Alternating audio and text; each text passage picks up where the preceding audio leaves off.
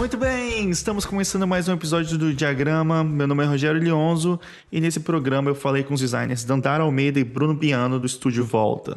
Eles falaram sobre o começo do estúdio AP303, como eles reestruturaram o estúdio para virar o Volta e também sobre os projetos culturais que eles estão produzindo atualmente, incluindo o evento S Mais Dobras e a viagem recente que eles fizeram para a Europa para divulgar o design gráfico brasileiro e o trabalho do Rogério Duarte por lá. Então vamos pro episódio? Bora nessa, vamos lá.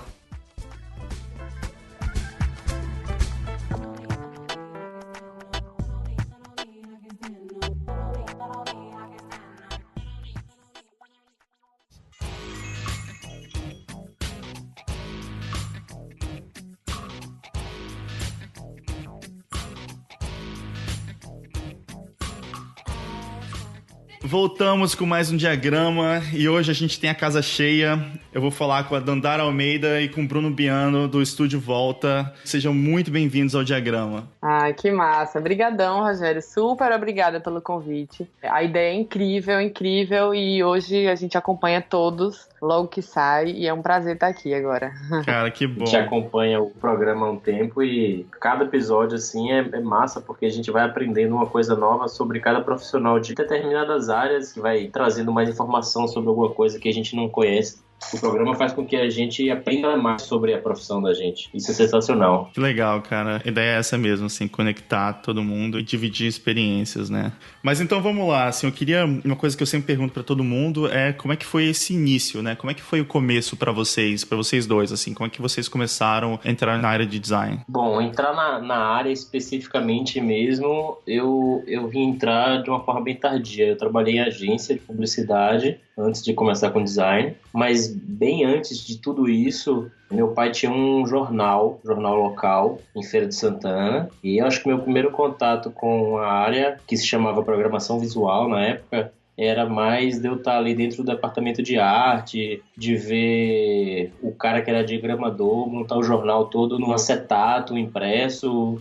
e recortando com estilete, colando com adesivo. Então aquilo ali de alguma forma me encantava, né? Eu já tinha uma tendência para brincar com ilustração, e aí eu fiz faculdade de web, mas cansei, depois desisti.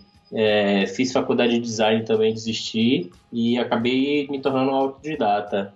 Totalmente uma vez do lado de Dandara, que ela pode falar melhor. Então, eu sou de Juazeiro, do interior da Bahia, lá no norte, divisa com Pernambuco. E na época do terceiro ano eu tinha muita dúvida do que eu queria, não tinha ideia de nome, de profissão, de nada. E aí um belo dia eu assisti uma entrevista com o Hans Donner na TV. Ele estava explicando o que era que o designer fazia. E aí eu fiquei louca. Na época eu não sabia, inclusive, que desenho industrial era design. E aí eu, caralho, onde é que eu vou achar agora faculdade disso e tal? E descobri em Salvador, em duas universidades particulares. E nem cheguei a fazer federal porque a federal e a estadual eram desenho industrial, então não fazia ideia, né? Foi aí que eu entrei, né? Com 17 anos, me formei novinha também. Mas fui cada vez mais descobrindo que era o que eu gostava mesmo, que o que o Hans Donner tinha me vendido era aquilo que eu queria. Mas, resumidamente, foi assim. E foi nessa faculdade que você conheceu o pessoal que depois formou o Consanguíneo? Isso, foi na época da faculdade. E como é que era isso pra vocês? Vocês aproveitaram, assim, esse período da faculdade para fazer projetos para outras pessoas? Como é que vocês começaram também a trabalhar e fazer coisas, assim? Na verdade, eu acho que um grande ponto, assim, pelo menos na minha carreira, assim, e eu acho que na de Biano também um pouco, muito forte foram os N-Designs, né? Esses encontros de estudante foi o que deu uma reviravolta assim, na minha cabeça. Na época a gente não tinha essa quantidade de site, de blog e referência e contato com as pessoas e tudo mais.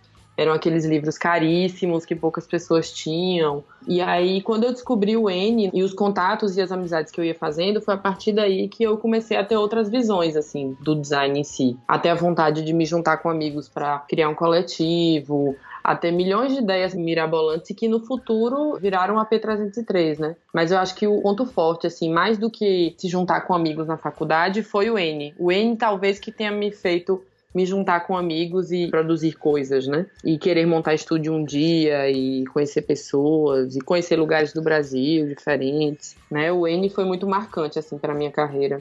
Pela de Dandara, ela já veio antes, assim, ela já veio pro N de Santa Maria, né? Primeiro contato de N dela. Isso. O meu já foi o de Brasília. Foi o único que eu participei e foi o que meio que mudou o foco do que eu queria, né? Eu trabalhava em agência na época, em Feira de Santana, e eu pedi ao pessoal uma liberação para passar uma semana no N de Brasília, que ia ter um evento de profissionais e estudantes se encontrando em Brasília para discutir design e tal. E eu não estava ainda meio que envolvido com design, né? Eu estava mais na parte de publicidade, de agência, e de alguma forma, cara, aquilo ali, sim, me sugou para dentro do design totalmente, que eu não quis mais de jeito nenhum trabalhar com publicidade. Eu vi que tudo que eu queria realmente estava relacionado à parte de design. E aí, tem uns encontros engraçados, assim, que acontece, que no N-Design de Brasília, eu tava, durante os intervalos dos eventos, assim, eu tava fazendo colagem de sticker na rua, e de repente um cara muito grande, assim, chegou perto de mim, assim, abrindo a mochila, e eu, mano, e aí? Você tá colando esses stickers aí? Eu achei que o cara ia me pedir um sticker dos que eu tava colando. Eu falei, tô colando aqui uns stickers. Ele falou, pô, posso colar junto com você? Eu, pode sim. E aí a gente saiu andando, assim, e a gente trocando a ideia, o cara me falou o nome dele, eu lembrei que em algum momento eu conhecia ele do Fotolog, que a gente sempre mantinha aqueles contatos de Fotolog, de street art, que a gente vai acompanhando, e o cara, de alguma forma, assim, me lembrava alguém que eu já tava seguindo, e de repente eu descobri que esse cara, quando eu chego em casa, no computador, e eu acesso o Fotolog, eu descobri quem o cara era, e no momento que eu encontrei ele, me falou que ele era estagiário do coletivo. Era o João Lavieri. Putz, que massa. Que na época era estagiário do coletivo, em 2006.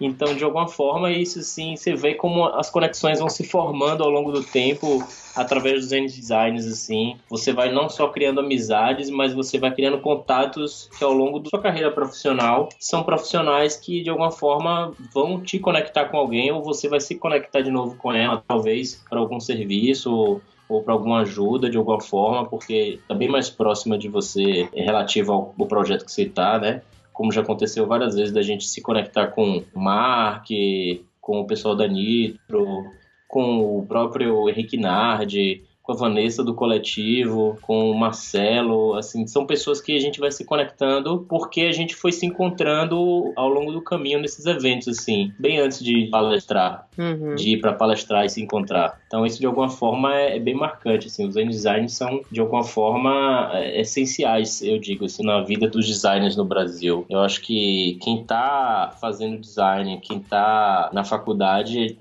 em algum momento acho que tem que dar uma pausa e participar de um evento para poder ter essa experiência de vida. Total, cara. E é engraçado que você consegue ligar esses pontos depois também, né? Olhando pra trás, né? Eu tava até pensando aqui agora, assim, porque eu conheci a Dandara no N-Design de 2005, de São Luís. Isso. Exatamente. Nós dois tínhamos tipo, uma barraquinha no bazar. Exatamente. E daí depois eu participei da organização do N-Design de Brasília, né? Esse que você foi. E que foi o que eu conheci esse ano. Ah, foi lá que vocês se conheceram? Foi. A gente se conheceu lá, mas a gente não começou a namorar lá. Foi contato pós-N-Design. Mais uma coisa que o N marcou em nossa vida, né? Que massa. E então como é que foi? Vocês depois começaram a P303 e como é que foi esse começo, assim, pra vocês, né? Como é que funcionou essa ideia e como é que vocês começaram o estúdio? A gente trabalhava em agência, os dois, né? Quer dizer, Dandara trabalhou muito mais tempo em estúdio de design em Salvador e o último trabalho dela foi em uma agência. Como designer, né? Como designer, no setor de design. E eu trabalhei em agências e no final dos meus contatos profissionais lá, eu trabalhei em alguns 2, 3 estúdios de design em Salvador. Mas o AP303 surge basicamente, assim, pelo impulso de não querer mais trabalhar no mercado local, né? Eu fui demitido, acho que de 2 ou 3 agências e estúdios, não por problemas que eu causei dentro das empresas, mas porque, assim, acho que minhas ideias não se adequavam muito ao que o pessoal queria fazer naquele momento. E aí eu lembro de ter chegado em casa e a gente tá trocando uma ideia sobre isso. E a gente já ter trabalhado em quase todas as agências e estúdios de Salvador e não tem mais muito pra onde ir, né?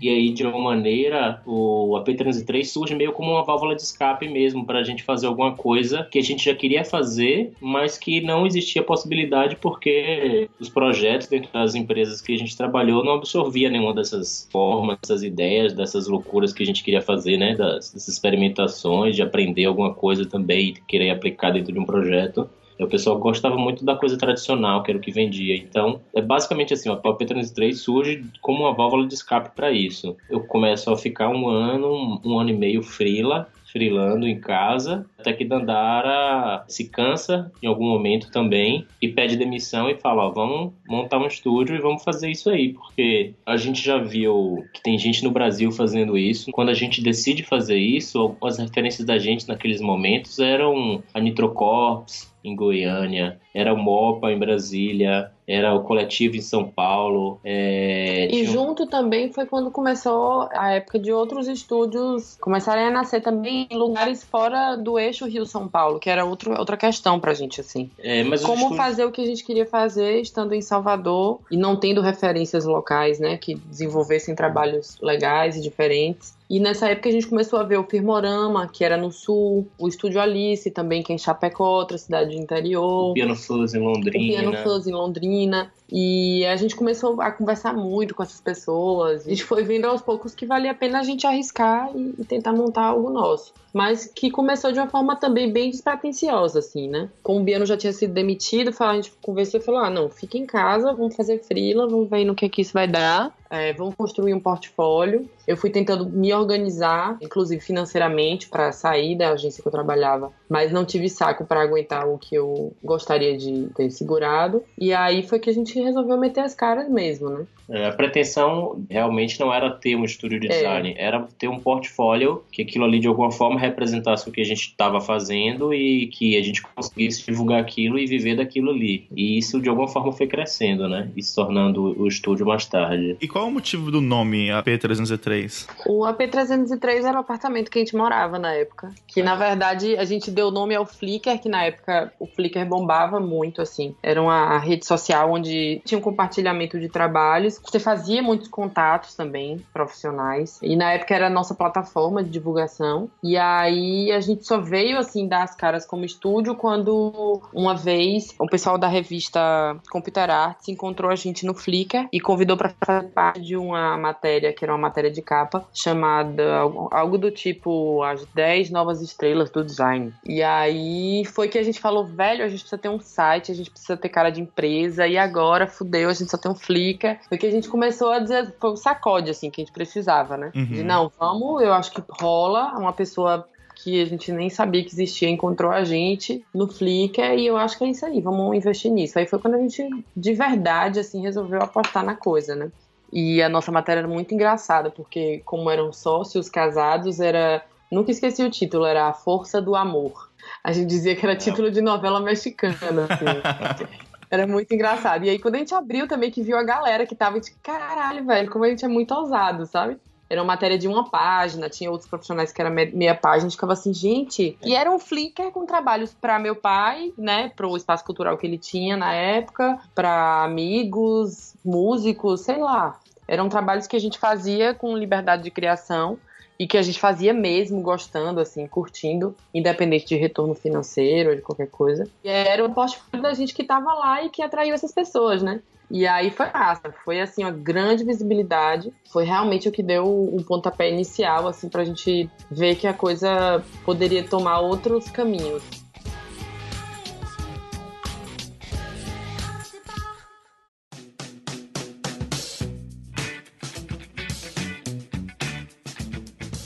Vocês depois acabaram continuando fazendo trabalhos para projetos culturais, bandas, né? Eu lembro que vocês começaram a fazer uns trabalhos para clipe, né? Até pro Nação Zumbi, né? A gente sempre teve uma ligação muito forte com trabalhos culturais, né? Primeiro porque eu vim de uma casa onde muito se vive disso, né? Meu pai, minha mãe, minhas irmãs, todo mundo é da área. Então eu já comecei com essa experiência de criar para esse universo. E junto a isso também tem as afinidades de Biano. Biano antes trabalhava muito como freela, fazendo capa de disco para bandas em Salvador, site. Então sempre teve uma afinidade muito forte da gente nesse sentido, né? E acabou que quanto mais a gente... O nosso portfólio portfólio fantasma, digamos assim, que não era tão fantasma assim, acabou atraindo muito, né? Acabou filtrando. A gente sempre dizia isso, que era aquele portfólio que tinha filtrado os clientes. E aí começou a surgir muita produtora cultural, muito diretor. Então, a partir daí, a gente fez pro Nação Zumbi um lettering animado para uma série, eu acho que era de 3 vídeos, não era de show.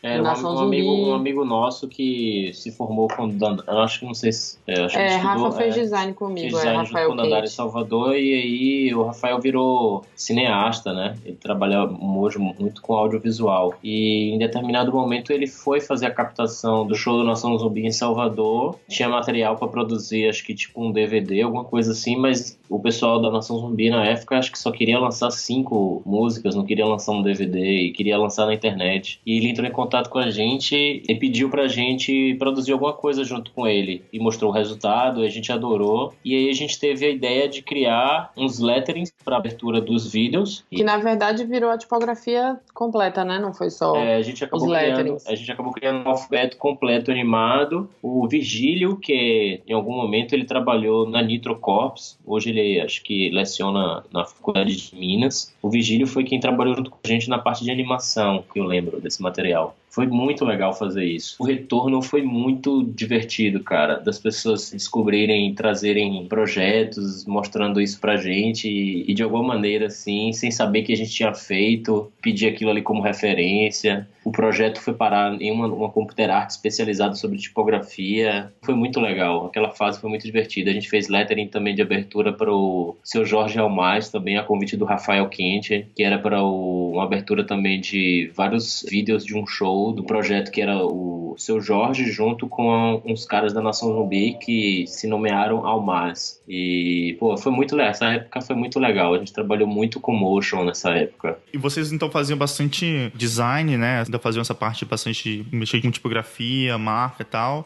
ilustração, né? E começaram a fazer bastante coisa de motion também, né? A gente sempre foi meio maluco e workaholic, assim. Quando a gente montou o estúdio, a gente tinha uma sede de aprender e de querer fazer coisas como animação. Animação a gente era louco pra trabalhar, sempre tinha dificuldade de encontrar parceiros, e aí a gente meteu as caras e começamos a fazer.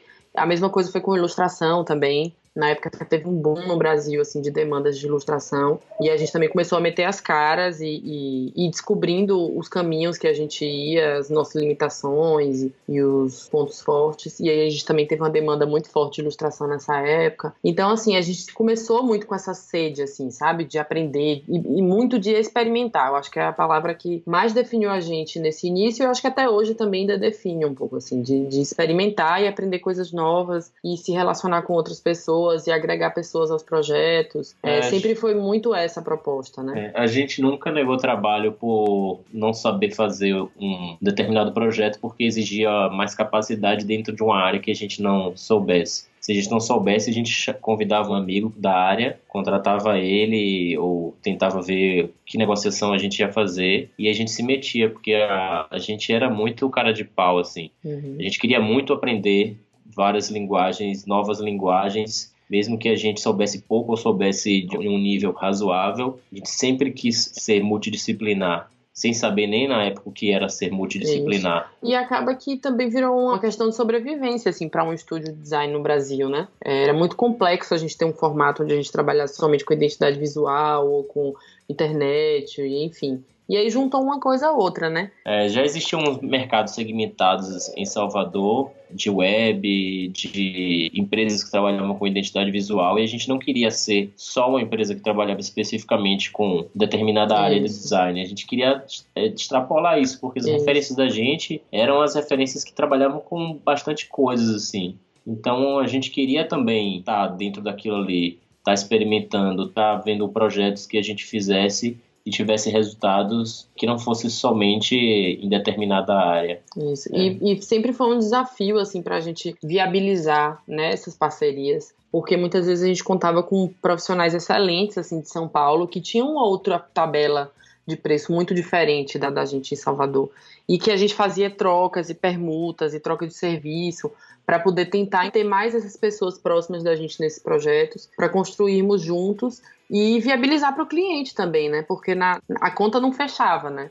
se a gente fosse repassar orçamento de parceiro. Então a gente viabilizava de diversas formas. E aí esses contatos todos que a gente foi fazendo ao longo do tempo, tanto na época do N-Design, quanto as amizades que a internet e tudo isso foi proporcionando, foi viabilizando mesmo pra gente, né? E com isso a gente aprendeu muito nessa trajetória. E vocês sempre ficaram só vocês dois trabalhando ou teve algum momento que vocês contrataram outras pessoas também e começaram a crescer? Então, esse sempre foi um desafio eterno e infinito.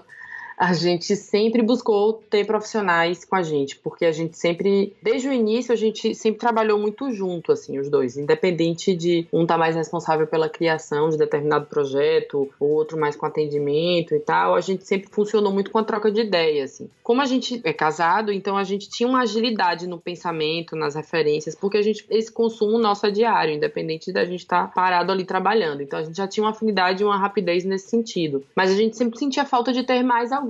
E aí a gente trabalhou com várias pessoas e de perfis diferentes, né? Tem vários formatos.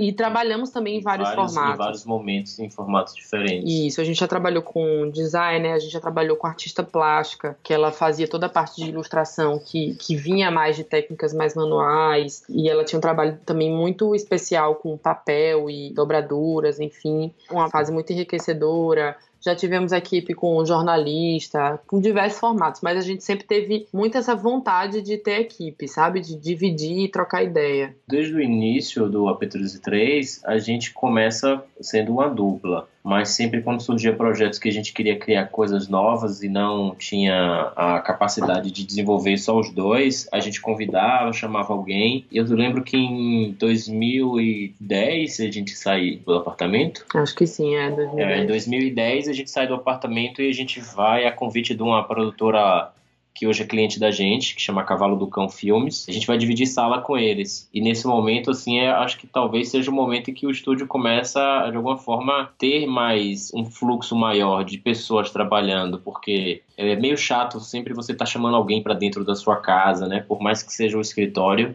você não quer que todo mundo esteja circulando dentro da sua casa, né? De uma forma linda, é sua casa. E aí, dentro desse esquema de dividir com a produtora de cinema, a gente começa muito a trabalhar para projetos deles, começa a fazer pôster para os filmes, para os curtas da produtora. A gente começa a ser indicado para produtoras locais, culturais. Então, isso faz com que a gente sempre esteja não só contratando pessoas para trabalhar fisicamente com a gente, mas trabalhando remotamente também. Eu lembro que nessa época a gente trabalhou muito com web, de 2010 para 2013, 14. Foi um boom assim, de web muito grande pra gente, e a gente trabalhava com profissionais de fora da Bahia. E às vezes de fora do Brasil também. E às vezes de fora do Brasil também, porque a qualidade e o serviço pra gente, em determinados momentos assim, era o que valia muito nesses projetos. E como a gente já tinha conseguido profissionais que respondiam à expectativa da gente na qualidade e prazo e entrega, a gente meio que fica com essas pessoas como se fossem funcionários, mas trabalhando de forma remota, né? Então a gente trabalhou muito tempo assim, com essas pessoas trabalhando remotamente. A gente vai trabalhando em vários formatos, em dupla. A gente já chegou a ter projetos que a gente trabalhou com 30 pessoas em um projeto. Assim, não dá para calcular. Fisicamente, acho que no máximo a gente só extrapolou para 7, 6 pessoas. A gente nunca quis fisicamente ser muito grande, ter muito funcionário assim trabalhando. Era mais fácil para a gente coordenar remotamente as pessoas, definir os trabalhos e gerenciar, do que ter muita gente assim e perder o controle disso fisicamente, sabe? Acho que isso foi uma das coisas que a gente se deixou muito como regra. A gente tinha muito medo de perder qualidade e de perder o controle das coisas. Pô, legal, cara, legal. E mesmo assim, acho que conseguir, você falou assim, remotamente também alcançar tantas pessoas para fazer um projeto, né? Você já consegue atender clientes e projetos muito maiores também, né? Sim. Que eu acho que também tá nesse DNA que vocês estavam falando, né? De não precisar estar necessariamente em São Paulo, no Rio, algum lugar assim para trabalhar, né? Vários outros profissionais começaram a ter o mesmo tipo de pensamento, né? E você, com a internet, consegue conectar todo mundo, né? Exatamente. Exatamente. Exato. Legal. Tanto clientes quanto parceiros também, né? Uhum, com certeza. E uma coisa que vocês sempre fizeram, que eu acho legal, eu sempre senti uma necessidade de vocês, assim, de compartilhar também conhecimento e tudo, né? Tanto dando palestra, mas também dividindo referência, assim, no Facebook ou coisas assim, sabe? Participando de uma conversa pra trocar ideias mesmo com outras pessoas, né? Eu sempre vi vocês como pessoas muito ativas, assim, nessa conversa com outros estúdios e com outras pessoas no design. Eu acho que um pouco dessa falta que a gente sentia de ter um mercado mais aquecido, digamos assim, em Salvador, foi fazendo com que a gente buscasse isso muito fora, né? E daí começou essa necessidade da gente. Durante um tempo a gente foi muito convidado para participar de palestras, apresentando cases do estúdio, contando um pouco da nossa história. E a partir daí a gente foi conhecendo muita gente e sentindo a necessidade de ter essas pessoas mais próximas. E isso foi gerando muitas coisas, assim, muitas ideias em nossa cabeça, né? A gente chegou a palestrar, acho que mais de 9 estados, palestramos numa edição do TEDx em Pixel Salvador, no Pixel Show em São Paulo, em Recife. E pra gente era muito interessante porque aí já era uma outra fase, diferente da fase da gente no N-Design, né? Porque no N-Design a gente estava lá como ouvinte, tomando tudo aquilo que a gente via dos palestrantes como inspiração, e a gente passou também a ser uma parcela de inspiração para as pessoas também, né? E a gente via como essa troca era importante para os dois lados, o quanto isso agregava, assim, para nosso trabalho. E isso foi muito forte, assim, com a gente, isso mexeu muito. A gente ficava tentando pensar em formatos de como ter isso, de como trazer isso para Salvador. Sentíamos muita falta de Norte e Nordeste em geral, ter pouco essa cultura de ir para grandes eventos e de buscar esse conhecimento mesmo, né, esses profissionais. E aí foi quando a gente começou a pensar no que futuramente virou o Projeto Salas, né? Que o Projeto Salas, ele nasceu, a primeira ação do Salas, ela foi em 2014, mas o desejo da gente de estruturar, ele já vem desde 2012, mais ou menos. Só que a gente ainda não sabia como e nem sabia que a gente conseguiria ter essa capacidade de produção, né? Porque aí já é um trabalho além do design como prestador de serviço, né? A gente já tem que entrar como produtora, idealizadora do projeto. E aí a primeira edição que a gente fez foi meio no susto, a gente recebeu um e-mail do Behance oferecendo a chancela do Behance Portfolio Review pra gente fazer uma edição em Salvador. E como a gente já tava com isso meio programado, mas nunca saía do papel, a gente resolveu dar as caras e montar. E aí a gente montou esse primeiro evento todo colaborativo. A gente teve apenas um investimento que eu considero baixo para a grandiosidade do evento na época, e a gente fez ele todo gratuito. Foi um dia inteiro com workshop, com palestras. A gente faz uma versão de avaliação de portfólios dentro do Behance Reviews, mas na verdade o evento não se torna um Behance Reviews, porque a gente trouxe uma rodada de palestrantes para falar sobre determinadas áreas de design, que fosse de tecnologia, direção de arte e branding. E a gente faz também uma oficina, um workshop de brand também, com um profissional que era da Tátil Design. Então, assim, era um evento que englobou, acho que 250 pessoas em ao um longo dia. do dia. E a gente usa meio a chancela do Behance para chamar a atenção, realmente, assim, para convidar as pessoas. Porque até então a gente não tinha uma pretensão de fazer um Salas ou o que quer que seja no futuro, né? A gente queria fazer uma coisa que fosse além do Behance Reviews, não só fazer rodada de portfólio, porque é interessante, mas em algum momento fica meio monótono, assim, você ficar só avaliando o portfólio das pessoas. Isso. Talvez trazer mais informação e mais E pra gente também o que sempre foi importante é essa questão da troca de ideias, assim, da troca de experiências e trazer isso num formato o mais didático e próximo possível para as pessoas, né? Essa sempre foi nossa vontade, assim, na real. E aí, com essa edição do Behance Portfolio Review, a gente percebeu que a gente tinha capacidade de produzir isso, que a gente tinha capacidade de ter o olhar do design em todo o processo, sabe? E aí foi muito legal. A partir disso que a gente, como é que a gente vai fazer, como é que a gente vai estruturar, o que é isso? E aí foi que surgiu Salas na época, onde a gente promoveu encontros em Salvador na época, trazendo sempre profissionais de fora, com aquele formato tradicional e, claro, dentro de uma curadoria nossa, do estúdio. E sempre, além de pensando muito em quem seriam essas pessoas, pensando muito também na relevância deles de estarem ali em Salvador, do que o mercado estava pedindo, do que as pessoas... Então, sempre tinha esse cuidado muito forte. Não era somente, vou levar amigos para palestrar e esse cara é legal. Não. A gente sempre tinha uma análise muito forte nesse sentido, né? Não, Salvador precisa muito de roteirista. A gente fez a edição do Salas com a Vera Egito. E aí, em paralelo a isso, a gente sempre tocando, né? O estúdio, que nessa época já era o Volta, onde a gente tinha remodelado todo o nosso plano de negócio do AP303, onde a gente na época já tinha mais um sócio, já tinha uma equipe maior e um leque de serviços diferentes também na época. Então vamos até perguntar isso mais especificamente, assim, como é que foi essa mudança então? Foi justamente esses projetos tipo Salas que fez vocês remodelarem o estúdio e passarem de AP303 para Volta, assim, o que vocês estavam enxergando e por que vocês fizeram essa mudança? O Volta, ele surge num momento de crise nossa, assim, de crise profissional mesmo, do que eu tô fazendo, para onde eu tô fazendo. As coisas pareciam não ter muito sentido, assim, em determinado momento, né?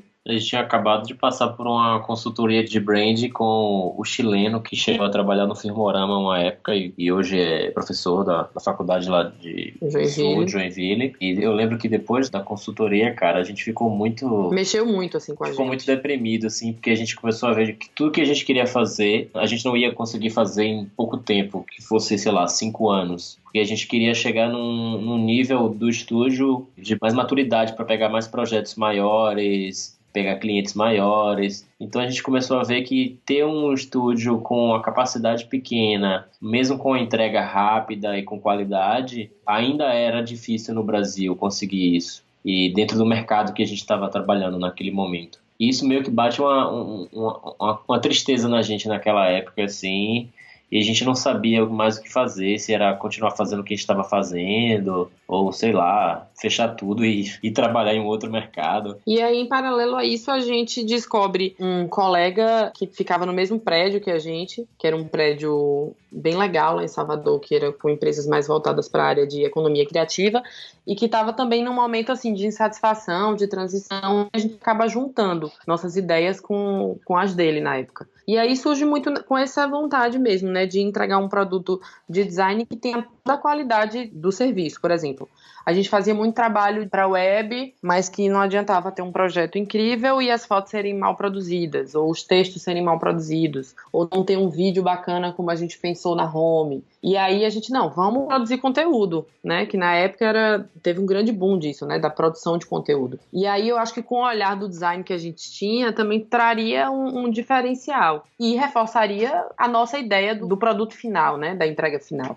E aí a gente entrou muito com esse intuito. E também junto a isso, de ter também o desenvolvimento estratégico junto a essas peças, né? Para que a gente não trabalhasse mais no fornecimento de serviços isoladamente, e sim na concepção dele toda. E a entrega ser muito mais completa e complexa. Foi muito nesse sentido a nossa junção na época e a mudança mesmo para Volta. A gente não viu mais sentido em continuar com o AP303, né? A gente tinha um diferencial como Volta, que o AP303 não fazia, que seria quando a gente atende o cliente e o cliente já chega para nós pedindo alguma coisa, a gente sentava com o cliente em reunião, conversava, entendendo qual era o negócio dele, entendendo qual era o problema que tinha que ser resolvido e não necessariamente a gente tinha que resolver com aquela peça que ele pedia, né, que ele solicitava. Exato. O problema do cliente não era somente uma marca ou somente um site. O problema dele talvez estava na comunicação, mas não explicitamente dentro daquilo que ele pediu. Isso. A gente conseguia ter uma visão mais macro de todo o ecossistema daquela situação, né? E aí a gente conseguia atuar com o planejamento, né, com a produção de conteúdo e juntando um pouco dessa nossa habilidade e, claro, sem perder a qualidade que a gente tinha, né? A qualidade de entrega, que era o principal. Exato. E aí, por isso, a gente muda para o Estúdio Volta. Mas, em paralelo a isso, 1000 outras coisas foram acontecendo, né? Com um destaque importantíssimo, que é o início da crise no país, né? Onde tudo parece que foi virando de cabeça para baixo, assim, era muito nítido pra gente aqui, pra todo mundo que tinha empresa, até freelancer. Como todo mundo ficou muito tenso nos investimentos, né? Todo mundo segurou muito a onda. Eu acho que pra gente no Nordeste chega, pelo menos aqui na região, a crise chega muito, muito mais rápido do que no Sul-Sudeste. E muito forte também. A gente também. sente um impacto muito mais rápido, então a gente teve que se adequar bem antes. Em volta disso também a gente teve mudanças na vida pessoal da gente, nosso filho nasceu e nasceu prematuro. Resumindo, foi um outro momento assim de grande crise também pra gente, porque a gente ficou meio sem saber assim, pra onde é que o estúdio ia, né? Porque também o mercado de Salvador não estava se adequando tão bem a esse formato, porque você precisa ter uma grana para você investir em estratégia, para você investir em conteúdo.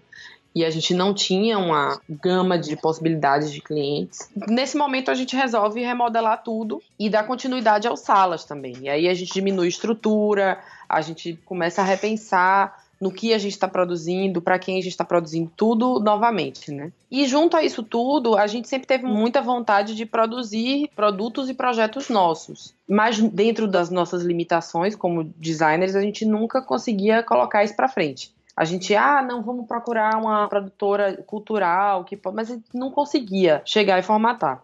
E aí que a gente começa a, de fato, encontrar novos parceiros que surgem inicialmente como clientes, né, contratando a gente para fazer prestação de serviço para projetos culturais, que também era uma área que a gente sempre teve uma identificação muito forte, que para a gente sempre fez muito sentido de trabalhar. E a gente sempre se satisfez mais com projetos para a área cultural do que para a área da iniciativa privada, né? Exatamente. A liberdade de criação é muito maior. E no final também eu acho que o intuito, assim, de para quem que a gente está entregando aquilo, Exato. sabe? A contribuição do trabalho do design, assim, para cultura, para acesso, para atrair as pessoas ao teatro, à música, ao que seja, isso pra gente sempre acabava sendo muito mais prazeroso, né? E aí que a gente começou a finalmente conseguir entender e viabilizar projetos que não fosse somente a partir da iniciativa privada e da formatação tradicional, né, de fazer um curso, porque também, ao longo das edições do Salas, a gente começou a ter um problema sério, que era como a gente tinha uma agenda muito formatadinha por mês, às vezes com mais de um evento por mês,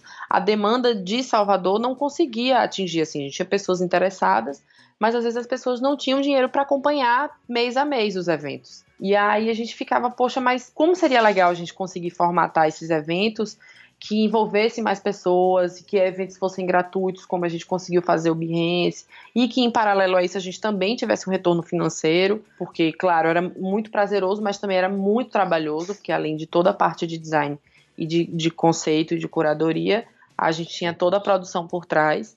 E foi aí que a gente começou a desenvolver uma parceria, depois de já ter feito algumas edições, como a edição com o Rafael Coutinho, que foi incrível. Foi uma semana de workshop, a de Veregito, como eu já citei, de desenvolvimento de roteiro, com Vanessa Kinoshita, que é uma designer baiana, mas que na época estava morando em São Paulo, que fez uma de hand lettering. A gente começou a fazer outras edições, que foram os lives, na fanpage do Salas, com profissionais também, dentro sempre desse pensamento da curadoria, sabe? De o que eu acho que está faltando os profissionais de Salvador, do Brasil, ouvirem, sabe?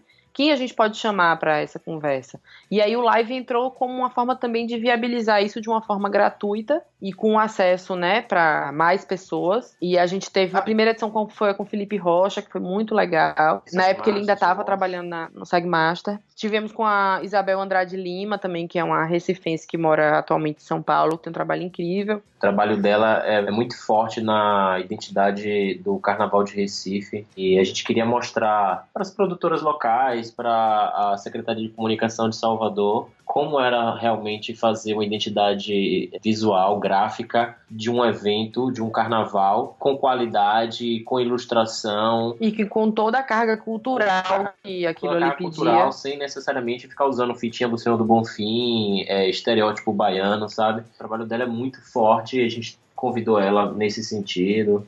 Teve a Tânia também, da Tátil Design, que aí já veio com uma carga mais de experiência, né, com um trabalho mais focado no desenvolvimento da marca da Olimpíada, das Paralimpíadas. E junto a isso a gente começou a desenvolver essa parceria com as produtoras culturais. E foi daí que a gente começou a entender como a gente poderia viabilizar esses eventos maiores e que tivesse um custo ou baixo ou nenhum para os participantes. E daí surgiu a primeira edição do S Mais Dobras, né? Que é a gente assinava sempre S mais Vanessa, S mais Animatório, S mais Veregito, enfim, que era o S de Salas, e aí a gente criou o S mais Dobras, que era um evento, na verdade, de uma semana. A gente escreveu em alguns editais, mas a gente acabou sendo aprovado no edital da Caixa Cultural, que é um edital que atua com os equipamentos da Caixa Cultural em todo o Brasil. Quando você se inscreve, você pode selecionar todos os espaços e eles vão te alocar para algum lugar que faça mais sentido. E aí a gente foi aprovado nesse edital para viabilizar ele em Brasília, que foi incrível pra gente porque o mote dele principal era o trabalho com o design editorial. E o Brasil e Brasília especificamente estão vivendo um boom muito grande das publicações independentes e das feiras também, né? Então a gente conseguiu realizar esse evento em julho lá em Brasília, que teve uma quantidade de inscritos absurda, presença também dos participantes também muito assídua no evento, e a gente conseguiu reunir Laine Ramos, o Paulo Chagas, a Luciana Fatini, Márcia Signorini, o João Varela do Lote 42, uma galera muito forte no mercado editorial nacional, que está fazendo muita coisa aí legal. E que trouxe tanto a experiência do formato tradicional de editora, que mesmo sendo, a gente falando desse formato tradicional, tem grandes desafios, né, como a própria Elaine, o Paulo e a Luciana, que são ex-Cosac Naif, trouxeram essa experiência pra gente, quanto também do João Varela, que é do Lote 42, que é um outro formato de editora, né, e enfim, foi muito bacana, e foi talvez não, foi a edição maior, assim, do Salas. E que pra gente foi muito prazerosa, assim, foi de um aprendizado absurdo e foi um encontro daqueles que a gente tem vontade de repetir e em vários estados e várias vezes, porque foi muito enriquecedor para todo mundo. E como é que funciona isso para vocês hoje em dia? Em termos assim, de trabalhos, digamos assim, comerciais, para cliente, para o mercado, e essas iniciativas de vocês culturais, de fomento de informação e coisas assim. Como é que é essa divisão? Assim, é meio a meio ou vocês estão tocando mais coisas agora culturais? Como é que tá rolando isso? A ideia é que 30% seja iniciativa privada, 70% seja projetos culturais nossos. Exatamente. Voltados para experimentos dentro do design. E que eu acredito que tem tido uma crescente muito grande, assim, de 2016 para 2017 a gente já conseguiu aumentar bastante a quantidade de projetos, né? E até dentro dos projetos comerciais do estúdio, a gente tem tido muitos projetos culturais, aí como prestadores de serviço e não como idealizadores. Então, assim, a gente está conseguindo atingir nossa meta, né? Digamos assim. Eu diria que acho que a gente já está numa fase de mais ou menos 50-50, assim.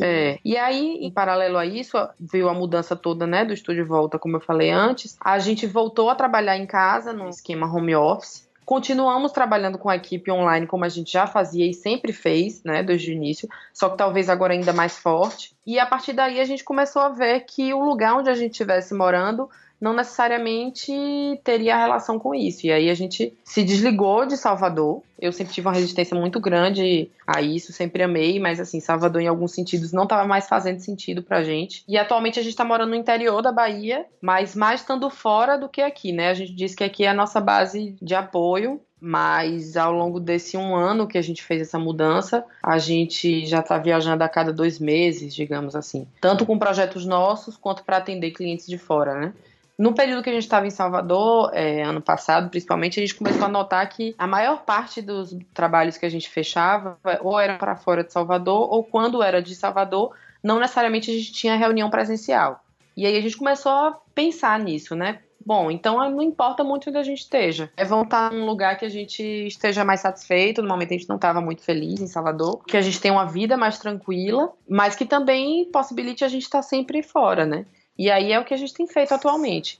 Eu queria que vocês falassem também desse último projeto do Salas, chamado Ontem, Hoje, Amanhã, que vocês, inclusive, levaram para a Europa. Como é que esse projeto aconteceu? É um evento que a gente se propõe a levar para fora, para a gente levar um pouco de informação sobre o design do Brasil e do que a gente está produzindo, e principalmente também para difundir um pouco sobre o trabalho do Rogério, né? Do Rogério Duarte, que, para quem conhece um pouco a fundo o trabalho dele fica meio explícito de uma forma meio genérica, assim, nos livros de design, né? É meio que o cartaz do Deus e o Diabo, o disco que ele fez para Caetano, o disco que ele fez para Gil. E Rogério teve uma vida muito louca, assim, muito não linear. Tudo dele, toda a produção dele foi bem curta e ao mesmo tempo foi espaçada e cheio de pontas soltas, e é muito difícil explicar a vida de Rogério dentro do design, porque ela meio que se mescla com a vida pessoal dele, assim, é bem intrínseco isso. E definir isso dentro de um livro que fala sobre design ou alguma coisa específica para falar sobre Rogério,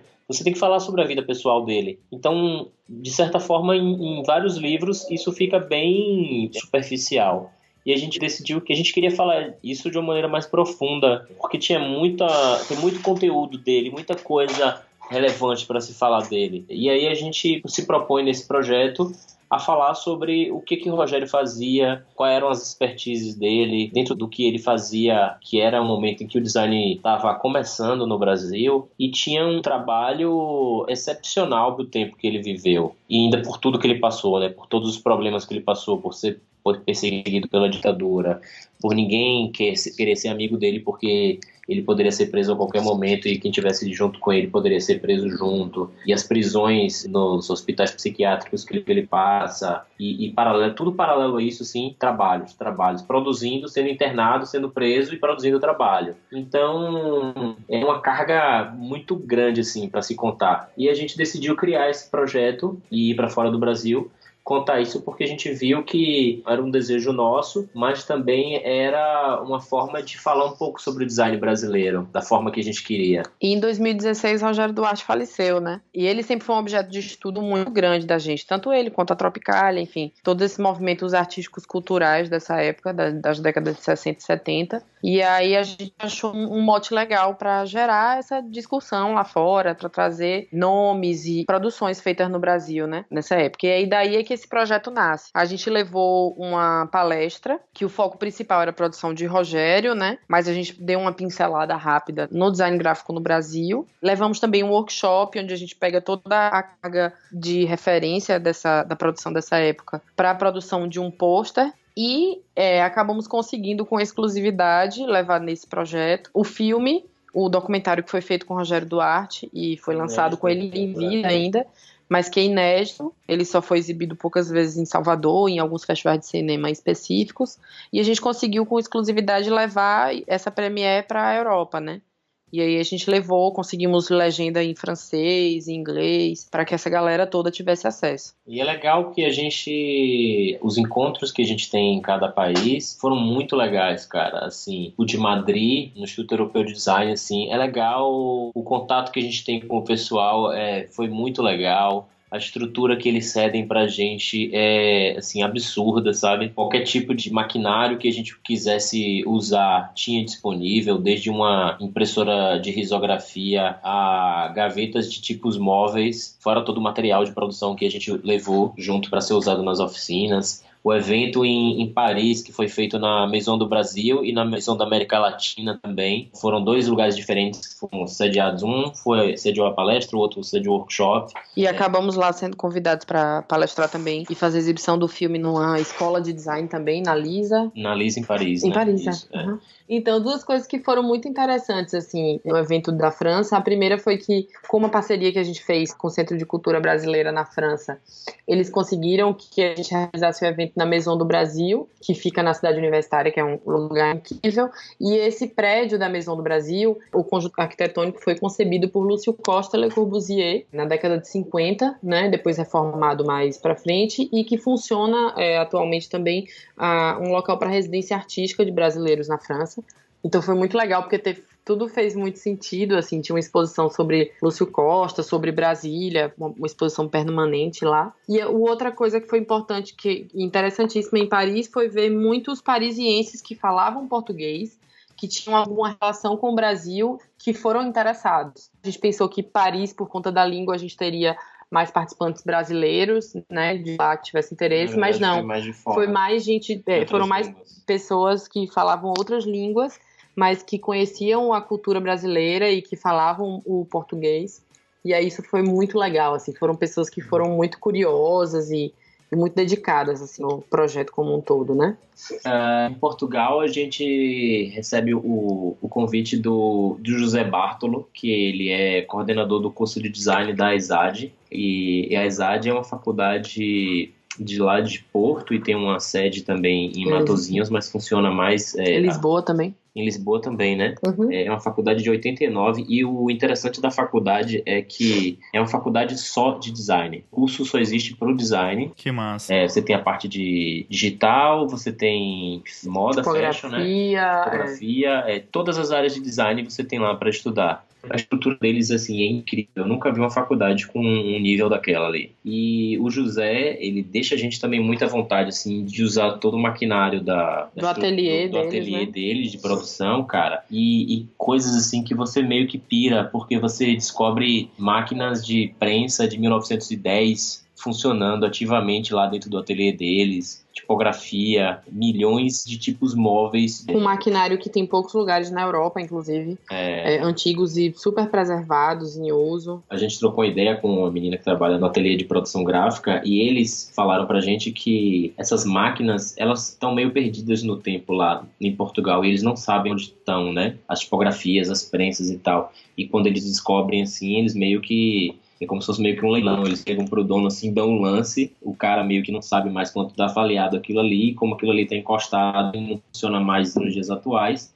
eles acabam comprando e reformando o maquinário e colocando para uso dentro da faculdade. E é uma coisa assim que a gente não vê acontecer no Brasil, sabe? A galera quer trabalhar com a era digital, quer trabalhar com interface, não que isso seja menos ou maior que outro, um diminui o outro, mas essa parte de produção gráfica antiga, você vê que aqui no Brasil se perde muito valor. Em Portugal também, o que eu achei muito legal é o conhecimento que eles têm da cultura brasileira, assim. O próprio José Bartolo, assim, conhece muito nossa cultura. Tinha horas que eu até ficava envergonhada, porque eu não sabia a altura, um pouco também do design português, e ganhamos algumas publicações que a própria Exádio faz, e eles têm uma série gigantesca, assim, sobre a história do design português. E foi massa a gente ver tanto o interesse das pessoas, quanto o quanto elas conhecem e admiram, assim, as produções do Brasil, né? E é interessante também a gente, assim, cada cidade, cada lugar teve uma coisa interessante, mas acho que para mim, Portugal, especialmente, teve uma ligação muito forte. Porque quando antes da gente começar a falar sobre Rogério Duarte, a gente dá uma pincelada sobre o design gráfico brasileiro, e o início do design gráfico brasileiro, ele data de 1808, que é quando a Corte Real Portuguesa chega com todos os maquinários nos navios, né? E você contar isso numa escola, numa faculdade em Portugal, pô, você tem uma relação, assim, muito maior com aquelas pessoas que estão ali. Tanto que vários alunos da própria faculdade, eles já chegaram para mim depois do evento para perguntar onde é que eles conseguiriam livros sobre design brasileiro, e alguns conheciam a COSAC, mas como a COSAC fechou, eles não sabiam mais onde procurar os livros. Então, a gente acha que o que a gente faz aqui é muito restrito ao Brasil, mas é muito mais amplo, né? As pessoas estão sempre curiosas, querendo saber sobre as coisas. E acho que a gente precisa se abrir mais às possibilidades e às formações de fora. A gente consome muita referência de fora do Brasil. E eu acho que a gente precisa também descobrir, eu acabei pensando bastante nisso na viagem. A gente também tem que descobrir um pouco sobre de onde vem aquele design, né? De onde vem o design desse país que eu estou consumindo. Então, tudo isso dentro do que a gente estava trazendo também traz informações para a gente de background, né?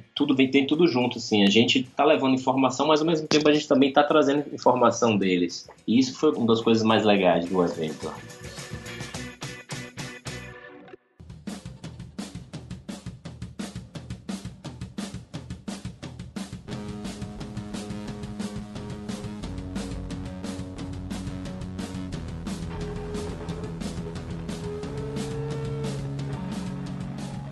Então, gente, também queria falar sobre alguns trabalhos específicos. Um lance que eu sempre vi vocês fazendo, e é uma coisa que vocês continuam fazendo até hoje, são posters, né? Principalmente para filmes, né? Tanto curtas quanto longas, né? E queria conversar com vocês, assim, como é que isso começou e como é que vocês desenvolvem isso, como é que funcionam esses projetos. Cara, isso surge desde o início do AP303, assim, essa vontade de produzir alguma coisa para audiovisual, né? A gente já fez posters para eventos culturais no quintal do Poeta, que é o espaço de cultura do Pai de Dandara, aqui em Juazeiro, mas a gente queria fazer coisas para o audiovisual, assim, era um desejo bem grande da gente. E quando a gente começa a dividir um espaço com a produtora de cinema, de audiovisual, lá em Salvador, isso começa a se tornar mais real. Eles convidam a gente para fazer uma série de posters para 3 curtas que eles estavam lançando, e eles não tinham identidade. E aí a gente começa a fazer. Um deles era Olho de Boi, que era do Diego Lisboa, o Corte Seco, que era do Matheus Viana, e aí a gente começa a trabalhar um pouco com essa linguagem mais para audiovisual, assim, né? Que extrapola, que é um papel maior, que não é uma papelaria, uma identidade visual corporativa. Isso pra gente é uma alegria grande, assim, porque começa a quebrar um pouco essa barreira de trabalhar somente com design corporativo, formato no máximo para revista, e ter o trabalho sendo impresso numa escala maior, né?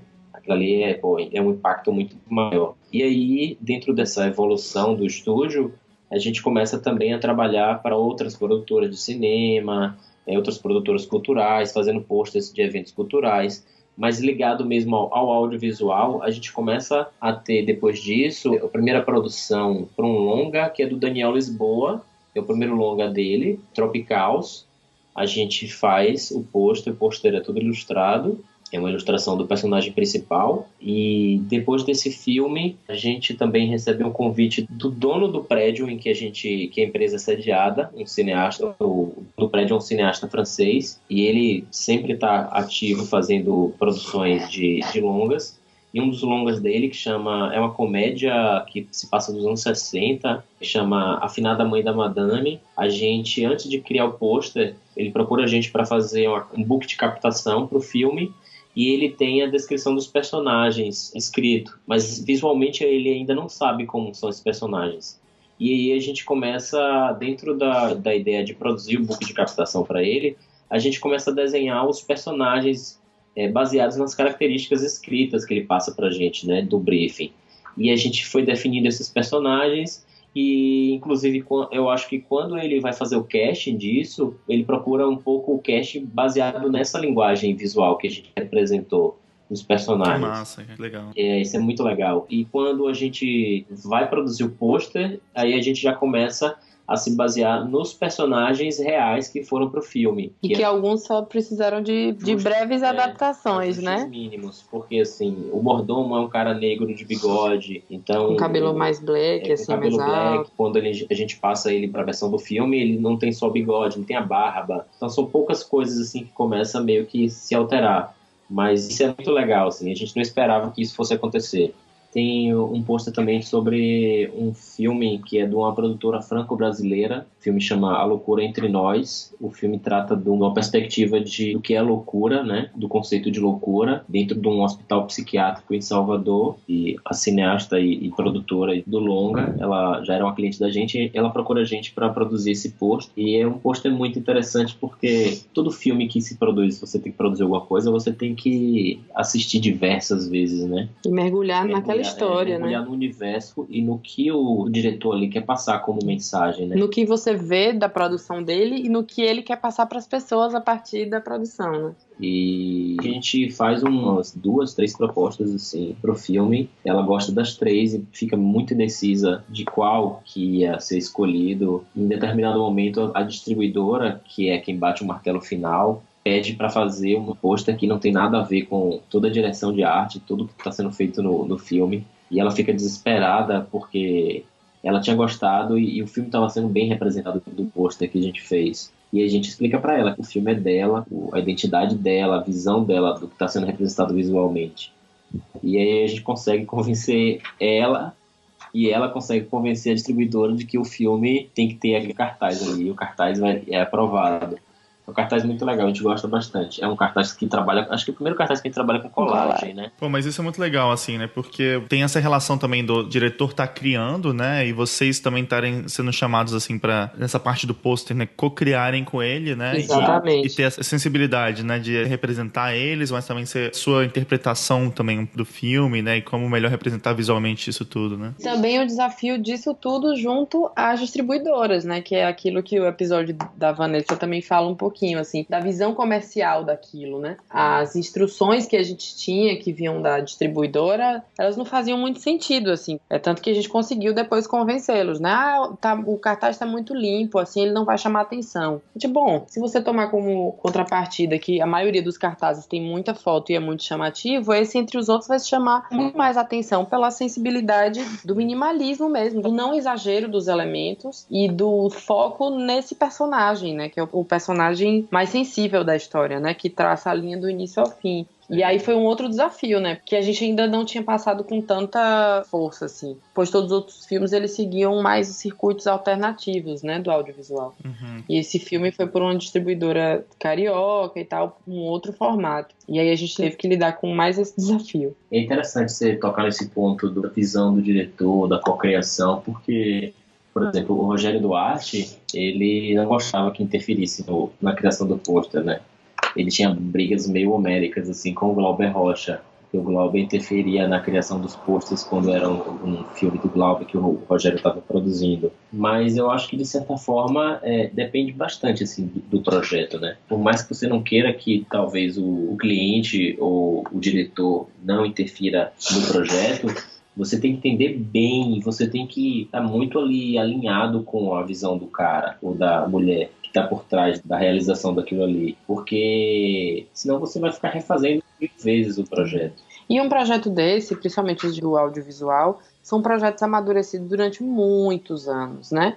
Tem toda uma trajetória até o filme existir, de fato. Então, é algo que o cara já pensou, né? Que o diretor ou diretora já pensou e repensou e já fez e já refez. E que precisa ser muito considerado, né? E aí eu acho que é um trabalho forte de cocriação mesmo, né? Para tentar chegar no que é esse resumo visual gráfico de uma história de 2 horas, 1h30, sabe?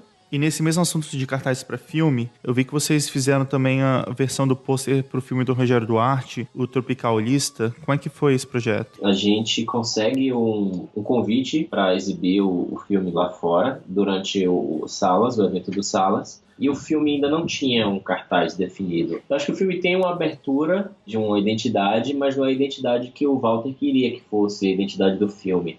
Ele ficou, durante o tempo de vida do Rogério, ele ficou assistindo muito pro Rogério fazer a identidade do filme e do pôster, que era sobre o próprio Rogério. E o Rogério não faz mais nada há anos, né? O Rogério já tinha abandonado o design, já tinha deixado de lado há muito tempo. E a gente conseguiu produzir um pôster para a mostra da Premiere lá fora, né? A gente produz esse pôster sobre o filme do Rogério Tropicalista e a gente manda o pôster também pro Walter, para ele aprovar o pôster, se estava de acordo, se a linguagem do que a gente fez está de acordo com o filme.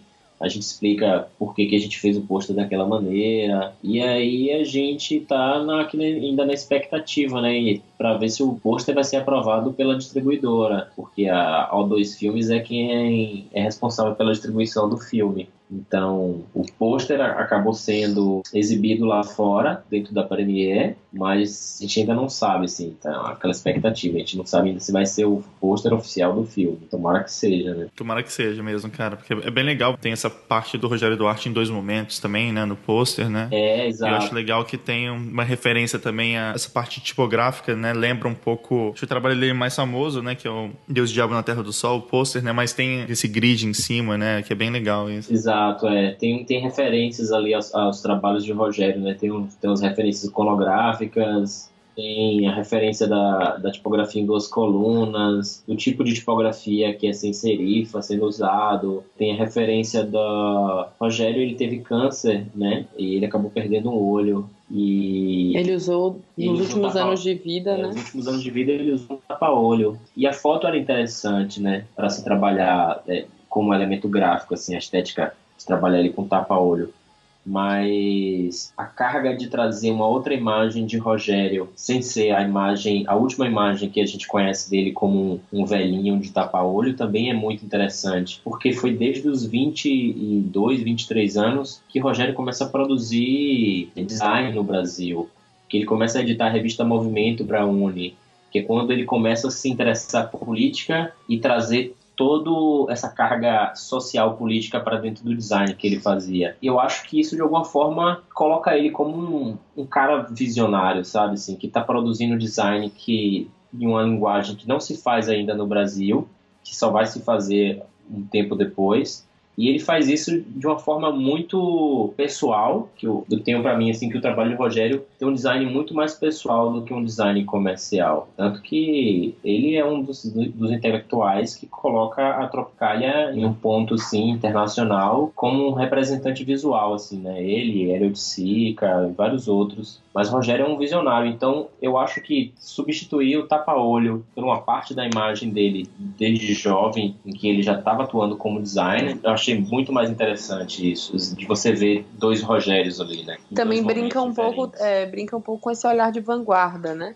O olhar pra Exato. frente, o olhar pro passado, né? Não, cara, muito foda, muito legal mesmo. Vocês explicando assim, acho que ganham vários outros sentidos, é muito legal mesmo. A gente queria fazer uma série de posters para o Ontem, Hoje e Amanhã, mas ficaria complicado viabilizar isso para lá para fora, porque levar pôster daqui do Brasil para fora, pô, é muito pesado. Quando a gente já vai em evento, a gente já leva um rolo assim, muito complicado. E para surpresa da gente, a Izad, lá em Portugal, eles imprimiram os posters em tamanhos gigantes, assim. Eu acho que chegou a ser um tamanho de 1,80 por alguma coisa, assim. É muito gigante o pôster. Eu nunca tinha visto o pôster daquele tamanho. Caramba. Eles imprimiram em 2 versões. Uma que tem o signo visual, que é o tabuleiro de xadrez que o Rogério cria. Uhum. Ele tem aquela teoria lá sobre o novo modo de jogar xadrez. E o outro com o símbolo do Deus e o Diabo na Terra do Sol. Pô, então você chega no corredor da faculdade, cara, era impactante, assim. Você passa pelo corredor e você vê aquela série de posters colados, um do lado do outro, assim. Era muito legal. Que massa, cara. E isso, de alguma forma, pra gente foi legal, porque a gente não queria criar uma identidade visual para um evento da gente que não tivesse uma ligação com o Rogério.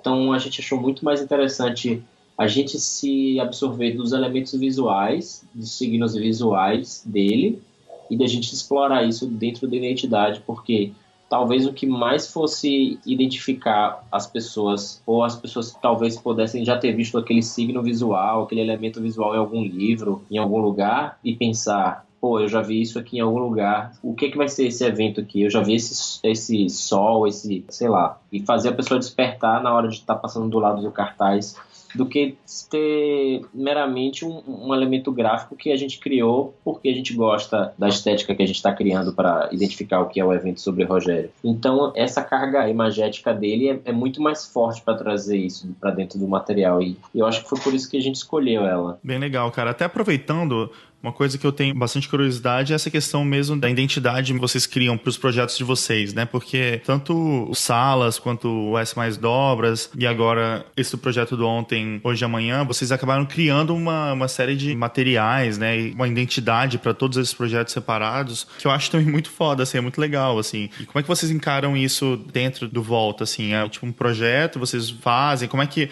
É porque às vezes é muito difícil fazer essas coisas para você mesmo, né? Assim, eu sinto que os designers têm muita dificuldade, né, de fazer coisas para você, o seu próprio site, o seu portfólio, tudo, assim, a gente tem uma dificuldade muito grande, né?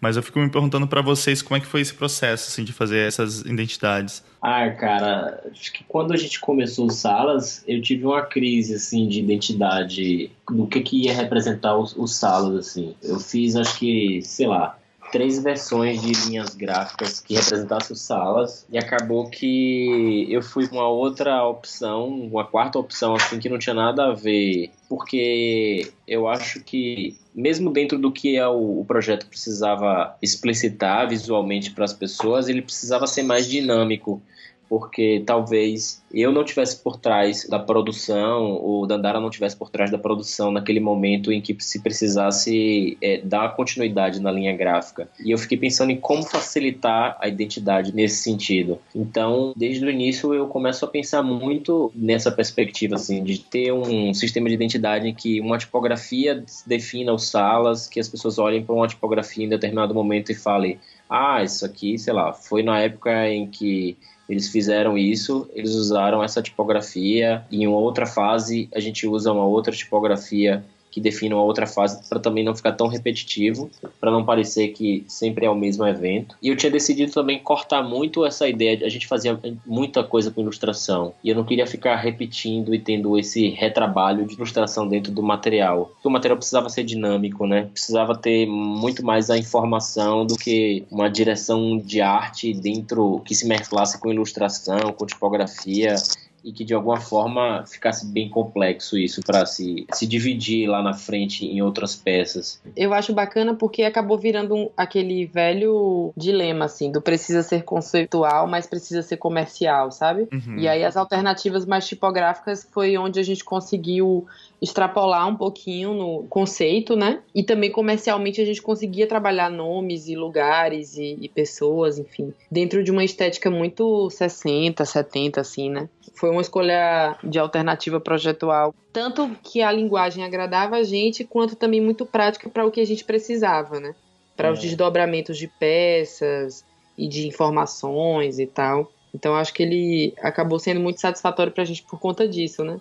Desse conjunto. Eu acho que o momento que a gente vive desde quando a gente começa a trabalhar com salas, eu principalmente assim, eu comecei a consumir muito um conteúdo de design que era muito mais ligado à representação visual muito com tipografia, né? Assim, nessa época eu comecei a estudar muito grids, tipografias, famílias tipográficas, e eu acho que isso meio que influenciou também esse momento da gente criar essa identidade. Eu queria que fosse uma estética mais limpa, assim, que tivesse uma identidade da gente, mas que ao mesmo tempo fosse mais limpa, com menos cores, menos ilustração, com a informação mais na cara, assim, as coisas mais precisas.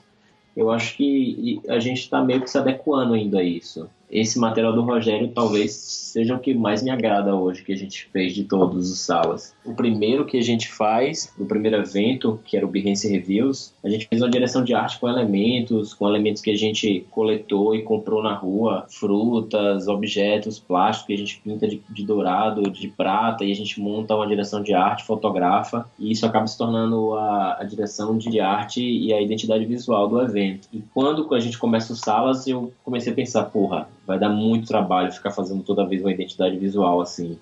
Eu vou simplificar. Eu acho que isso meio veio desse momento, assim, de pensar em simplificar mesmo. E é legal que tem umas decisões, assim, de, tipo, usar essa coisa meio monocromática pra foto, né? Que é muito legal também porque unifica, né? Você pega uma foto de, sei lá, de uma pessoa com outra pessoa, com máquinas diferentes, lugares diferentes e tudo, mas você consegue unificar uma estética de um jeito simples, assim, né? Que é eficiente pro lance de vocês também, que converse com o resto da linguagem, né? Com certeza. E que também que vai facilitar na produção gráfica, né? Porque a verba nesses editais também são muito restritas, eles sempre aprovam um valor abaixo do que era o seu projeto. Então sempre é uma correria para fechar planilha. Então, nesse sentido, também joga muito a favor pra gente, né? Vira o comercial, o estético, o financeiro, tudo ao mesmo tempo agora, né? Legal. E daí, um outro projeto que vocês estavam fazendo, que eu acho que também toca num assunto muito relevante para hoje em dia, é um projeto que é o All of Us, né? Que vocês fizeram essa parte visual, né? Queria que vocês falassem um pouco sobre esse projeto e outros projetos parecidos que vocês também andam fazendo. Esse projeto em específico foi um projeto bem legal. A gente recebeu o convite de uma amiga nossa, daí de Nova York, chamada Fernanda, que é uma brasileira, e que foi morar em Nova York há um tempo e se juntou com mais umas amigas para desenvolver esse projeto que começou com ações mais tímidas, né, e específicas, e tomou uma proporção muito grande, onde elas juntam mulheres imigrantes que estão em Nova York e que passam por diversos tipos de problemas, desde, por exemplo, uma mulher que se casou com alguém e que foram para lá porque o cara tem um trabalho, ela não tem, as dificuldades da língua, as dificuldades de conseguir emprego, as dificuldades de conseguir emprego por conta de visto. E elas começaram a juntar todas essas dificuldades e fazer ações que não só auxiliassem, mas que também promovessem a inclusão delas, né? E aí isso virou um grupo absurdo de grande. Começou com um grupo fechado, acho que no Facebook. Trocando esse tipo de informações mais práticas, né? Relacionadas a emprego, a visto, a abrir uma conta bancária, a como alugar um apartamento, enfim, das mais variadas, e foi tomando essa proporção, né, tão grande que hoje em dia elas conseguem promover encontros e workshops, oficinas de capacitação, de relações profissionais e voltado para mulheres, né? E a partir daí, Fernanda nos convidou para criar a identidade visual, a marca, e aí começou uma relação muito bacana. Ela gostou muito e a gente começou a desenvolver uma série de materiais de divulgação, de pôsteres, e a partir da criação da identidade visual e da relação bacana que a gente foi trocando ao longo do trabalho, a gente criou uma série de outras peças, incluindo uma série de pôsteres e cards para divulgação no Facebook, que deram um resultado bem legal também. E foi legal que logo depois desse trabalho acabou surgindo um outro projeto que veio também desse viés do universo feminino, né, da mulher inserida no contexto do trabalho, enfim, que foi a Mostra Elas, né? Que foi uma mostra que aconteceu em Salvador esse ano, onde a gente criou toda a identidade visual do projeto, tanto marca quanto todo o material de divulgação, material impresso, e que o mote principal da mostra era filmes produzidos por mulheres. A gente tem, como diversas áreas no mercado de trabalho, uma predominância dos homens, né, na produção. E no cinema isso também é muito forte. E aí elas quiseram fazer um trabalho que trouxesse isso à tona, né? E de fato foi uma quantidade absurda de inscrições, fez um sucesso muito grande, elas já estão correndo para viabilizar a edição de 2018 e foi muito, muito legal, assim. Foi uma mostra grande, uma série de ações também. E aí foi legal que foram 2 projetos com esse mote, né? Que a gente fez na mesma época. Lembrando que o Mostra Elas era uma mostra do audiovisual focado em mulheres e que essa primeira edição, eles homenagearam a Adélia Sampaio, que é a primeira cineasta negra brasileira. E elas decidiram homenagear ela. Inclusive, ela recebeu um convite para participar do evento, ela aceitou o convite. E ela autorizou também o uso da imagem dela, né, na ilustração que a gente fez. A ilustração que a gente fez, baseada numa fotografia da Adélia, quando jovem, é a identidade visual da mostra. E isso é bem legal, porque a gente não está só homenageando ela no evento, mas a gente está colocando ela como a identidade do evento, assim, né? Inclusive, a partir desse projeto que a gente fez junto com a Giro, o Planejamento, que é a produtora, a gente também está com outro projeto do Salas, que é também pensado nesse mesmo mote de mulheres que produzem, tanto as facilitadoras quanto as participantes, né? Que é bem legal também. Eu até como mulher falo assim, porque eu sempre trabalhei muito em ambiente de criação com muito homem, né? Sempre, assim. Já trabalhei em agência que tinha 8 homens e só eu e a diretora de criação que era mulher. Então a gente tem um mercado muito defasado já historicamente, né? E de muita desigualdade nesse sentido, né? E eu acho que ações como essas tanto trazem à tona a produção, quanto unem também, assim, faz com que a gente olhe e diga, realmente tem muita gente aí e que a gente priorize em alguns projetos e que a gente olhe mais o entorno, né? Cada vez mais, projetos assim interessam bastante pra gente, porque são projetos que acho que a gente se interessa muito mais em... E são projetos que trazem uma relevância social, cultural, sabe? Era isso que a gente achava, às vezes, um pouco vazio na fase do AP303, principalmente, né? De trabalhar para uma empresa de moda, ou enfim, ou até para empresas que às vezes queriam vender um conceito, um espírito, uma história que não era, sabe? Que no fundo a pessoa tentava se enganar de que existia aquilo ali, mas que no fundo não era aquilo ali. E a gente foi se sentindo mal ao longo dos projetos, né? Algumas fases a gente chegou a trabalhar também para algumas empresas que tinham o perfil e modelo de negócio voltado para a responsabilidade social e tal. Acabou não vingando muito a gente pegar esse nicho de mercado, mas era um outro tipo de prazer nosso, assim, sabe? Um outro tipo de contribuição mesmo, assim, pro dia a dia da gente, né? E é muito nesse sentido que a gente tá vivendo o estúdio e o Salas. Eu falo muito que eu acho que ao longo desses quase 10 anos de trajetória de nós dois juntos, assim, né, trabalhando, como a P303, Volta, Salas, enfim, eu acho que o que foi muito moldando pra gente é a forma de ver como viver o design e viver de design, sabe? Sair daquela formatação tradicional, né? Que é uma formatação que vai caminhando para a formatação de agência cada vez mais de publicidade. Não que esse seja um problema, a questão não é essa. Mas que existem outras boas possibilidades e que podem fazer mais sentido pra gente, né? Que foi o nosso caso, né? Que trouxeram cada vez mais aprendizado pra gente, que trouxeram cada vez mais pessoas legais pra próximo da gente, agora também lugares também, e como isso tudo vai ser refletido no nosso trabalho gráfico visual, sabe?